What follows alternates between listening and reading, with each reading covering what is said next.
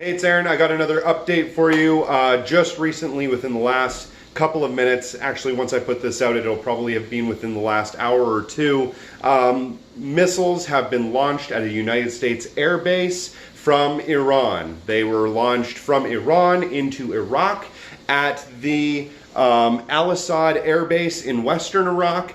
And we are unsure at the moment if there are any casualties, but that is what is confirmed. What is unconfirmed, but possibly may have happened as well, is not just a couple of missiles were launched there, but dozens of missiles were launched at several different locations. But there is no 100% concrete evidence of that as of yet. This story is still unfolding. At the moment, it is between the time when Iran launched the missiles and they exploded, and between when Donald Trump, President God moron of the world, is going to speak and tell us exactly what he's going to do about this and how he's going to retaliate. So apparently he's going to be doing that in a little while, but as of yet we haven't heard any response at all from the White House. But we did get all kinds of cryptic messages from the foreign minister earlier today when they actually had an interview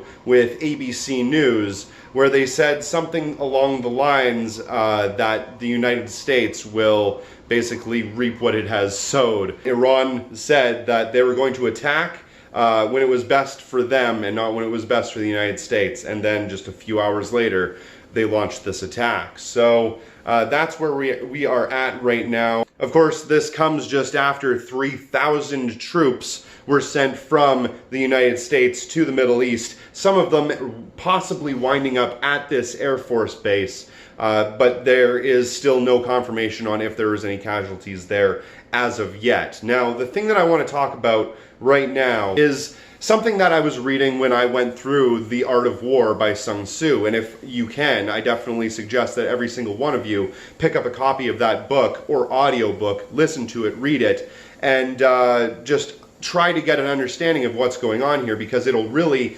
outline why things are happening and how they're going to go about happening within the next few moves, I guess. And basically, the way that I'm looking at it right now is Iran was poised in a position where they were a teeny tiny army facing up against a much larger army. It doesn't mean that Iran's army is small, it's comparatively larger than most armies, but going up against the United States, it's very much the underdog. So one of the things that Sun Tzu once did when he was commander of a tiny army facing up against a much larger one was he was unpredictable. And he did the thing that no one expected him to do. He outright attacked them. But he didn't attack the main fortress. You never attack a fortress. He didn't attack their main army. But what he did do is he went and found a weak point, some far off area that was ripe for attack, and he attacked them there.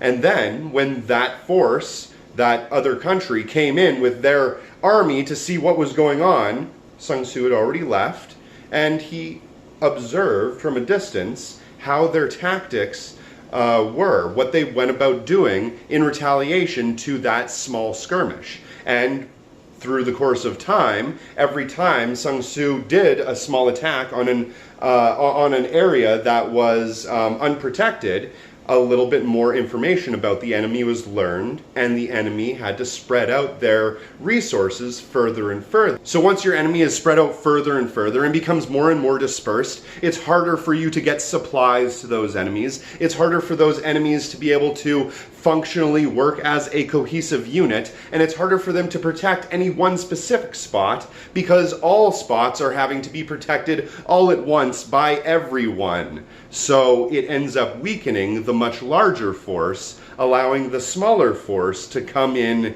and win. That's how Sun Tzu was able to take a smaller army and face it up against a much larger army and eventually overtake that army. This echoes that in almost every fucking way. The military of Iran launched missiles at a military base that, yes, was important and definitely was a strategic hit. It definitely had cultural significance, considering, I believe, it was the same military base that Qasem Soleimani was killed at himself. But also, it was a base that was out in the middle of the desert, in the middle of nowhere. Not a lot of people were around that area at the time. Kind of a perfect spot that isn't really well protected if you want to attack the enemy without directly attacking the enemy's largest forces. And they did that. That's exactly what happened. And to cap it all off, to make things even more cryptic, to counter-respond to Donald Trump tweeting the American flag when he launched missiles to kill Qasem Soleimani, the Iranian government released a tweet of the Iranian flag just before they launched their missiles at this airbase. In a morbidly poetic way, it kind of reminds me of the quote that I've seen online a lot that goes something like, "The world doesn't end with a bang, but with a tweet." At least that's the way I look at it. I hope you all take care of each other out there. Thanks for watching.